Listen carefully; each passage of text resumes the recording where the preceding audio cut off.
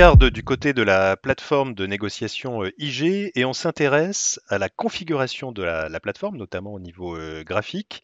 Mais avant de démarrer par les graphiques, Maëva, on peut créer donc différents espaces de travail sur la plateforme.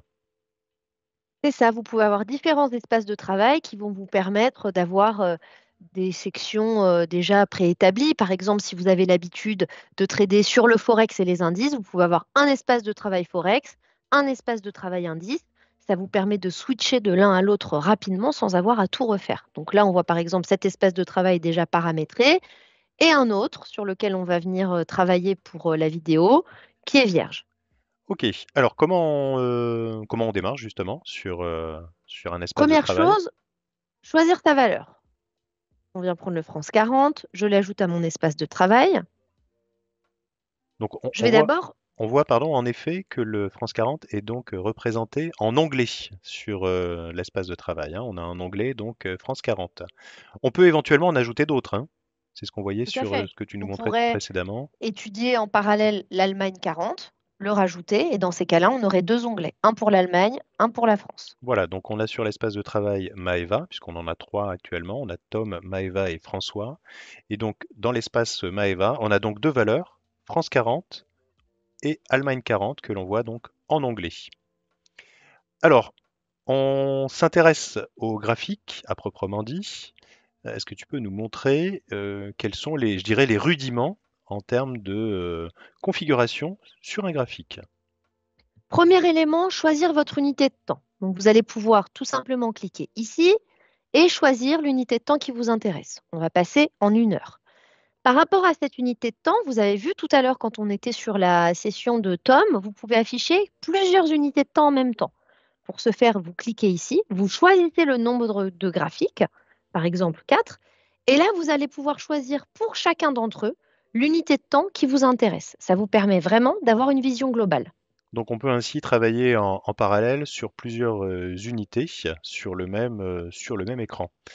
Euh, alors, est-ce qu'on peut revenir juste sur la vue en un seul, voilà, en un seul graphique? Donc en effet, on peut switcher de l'un à l'autre là aussi très simplement en allant dans le paramétrage. Alors, une fois qu'on est sur le graphique, ici on est en chandelier japonais. Est-ce qu'on peut changer là aussi la présentation? Oui, on pourrait le faire. Clic droit sur la bougie, type, et vous voyez que vous pouvez changer. Donc, on a Ekenashi, ligne, les bar charts que vous retrouvez ici, ce qui vous permet d'adapter la représentation à ce qui vous convient davantage. Vous pouvez également, dans cette section, changer le cours qui s'affiche. Par défaut, ce sera toujours le cours moyen qui s'affiche, mais quand vous êtes en position à l'achat et que vous voulez voir avec beaucoup de précision à quel moment vous allez, par exemple, être sorti de position, vous pouvez, dans cours, choisir d'afficher, par exemple, le cours vendeur. Je reviens simplement hein, sur l'affichage en bar charts. Est-ce que tu peux revenir simplement sur le choix? Voilà, ici, ce n'est pas indiqué bar charts, mais HLOC, ce qui revient à dire High, Low, Open, Close, hein. Voilà, c'est l'autre appellation de bar charts. Alors, on peut revenir en chandelier japonais. Donc toujours là aussi intéressant hein, de retenir que voilà, pour aller dans ce paramètre d'affichage, il suffit juste de faire un clic droit. Alors on regarde maintenant les outils graphiques disponibles sur la plateforme. Donc où se Alors, trouvent la ces sélection, outils? vous cliquez ici sur le petit stylo. La sélection est large, donc on ne va pas tous vous les montrer. Des choses qui sont quand même très utilisées, la ligne de tendance, que vous pouvez venir placer de cette façon sur le graphique. Vous voyez, avec deux curseurs qui vous permettent d'établir la ligne. La ligne horizontale, pour tout ce qui va être support et résistance. L'intérêt, c'est qu'une fois que votre ligne est placée, vous pouvez faire un clic droit, tout comme la ligne de tendance. Cliquez sur Éditer et là, vous allez pouvoir choisir le paramétrage, donc la couleur, l'épaisseur du trait, pour vraiment venir personnaliser en fonction de vos besoins. Oui, je vois qu'on peut également, pour être vraiment très précis, choisir même le cours à l'unité près. Exactement. On Voilà, pourrait choisir de réajuster, vous voyez sur le graphique, la ligne, et vous voyez qu'elle bouge hein, d'ailleurs en conséquence. parfait. Donc là, ça nous permet éventuellement de déterminer des supports et des résistances. Si je veux ajouter par exemple une moyenne mobile, Alors, une moyenne mobile, vous cliquez ici sur le petit diagramme à barre et vous retrouvez toute la sélection d'indicateurs. On choisit la moyenne mobile. Vous voyez que l'indicateur va s'afficher ensuite en bas à gauche. Vous cliquez ici et vous pouvez paramétrer votre indicateur. D'accord? C'est valable pour tous les indicateurs.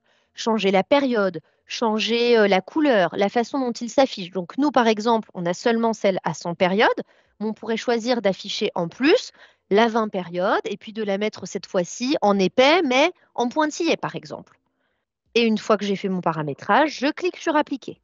D'accord, donc le paramétrage est immédiat donc sur la plateforme. D'ailleurs, c'est très visuel. Si je souhaite ajouter par exemple un autre indicateur de la littérature, on va dire le RSI, De même nouveau, cheminement. voilà, même cheminement. Je retourne sur mes indicateurs. Je choisis le RSI juste ici. Il vient s'afficher en dessous. Vous voyez que là, je retrouve de nouveau son paramétrage. Donc, les paramétrages qui vont s'afficher sont toujours les paramétrages par défaut. Donc, ceux qui sont les plus visuels, le paramétrage, on peut dire originel. Si vous avez envie de changer en fonction de votre trading, bien sûr, libre à vous de le faire, hein, tout simplement ici. Parfait. Donc là aussi, on peut s'amuser comme ça à mettre différents indicateurs, de les C'est ça. paramétrer Voilà. comme l'on souhaite, hein, en fonction de son trading ou de ses habitudes.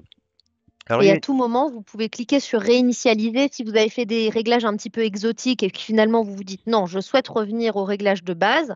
Vous cliquez sur ce bouton et tout se remet par défaut. il y a une question qui revient souvent, c'est concernant Fibonacci, puisque Fibonacci n'est pas un indicateur. Où est-ce qu'on le retrouve sur la plateforme? On va le retrouver dans nos outils de tracé. Donc ici sur le crayon, retracement de Fibonacci et vous allez pouvoir venir tout simplement les placer sur le graphique. Donc on choisit retracement de Fibonacci et on vient donc en Voilà, effet prendre un point bas et un point haut pour tracer donc directement le retracement de Fibonacci. Donc ce n'est pas en effet un indicateur à proprement dit, c'est bien un outil de dessin en quelque sorte, hein, sur la plateforme et c'est vous qui allez choisir donc de placer en fonction du plus haut et du plus bas, enfin en fonction de ce que vous souhaitez afficher. exactement.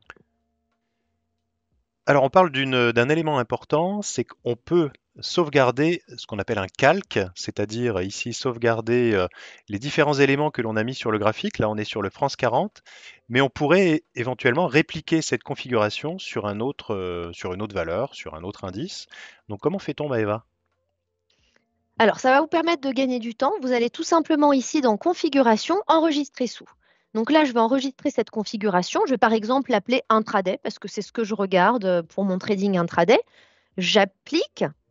Et là, vous voyez, mon graphique Allemagne 40 est vierge. Et bien, je vais venir lui mettre tout ce paramétrage pour ne pas avoir à tout refaire manuellement. Je vais ici dans Configuration, Appliquer. Je choisis mon calque intraday. Je valide. Et vous voyez, instantanément, il vient me remettre mon RSI, mes moyennes mobiles, tout ce que j'avais déjà sélectionné. Donc, quand vous avez l'habitude d'utiliser certains paramétrages dans votre trading, ça peut vraiment vous permettre de gagner du temps. Alors toujours là aussi pour rester sur le côté visuel, parce que là on a vu donc on travaille sur l'Allemagne 40, sur le France 40. Je crois qu'on peut afficher également le filigrane et puis retrouver d'autres options de paramétrage en quelque sorte sur l'affichage. Vous cliquez ici sur les trois petits points, vous allez dans Personnaliser l'apparence et vous allez voir que vous pouvez changer les couleurs des bougies. Donc pareil, hein, quel que soit le type d'affichage que vous choisissez, vous pourrez paramétrer ça.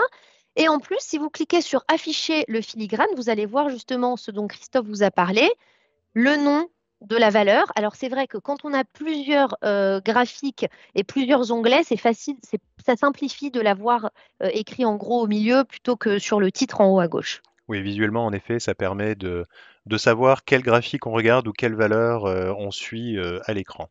Eh bien écoute, merci Maëva pour toutes ces explications. On peut te retrouver régulièrement dans donc différentes vidéos sur la chaîne YouTube, notamment des tutos sur la plateforme. Merci. Merci.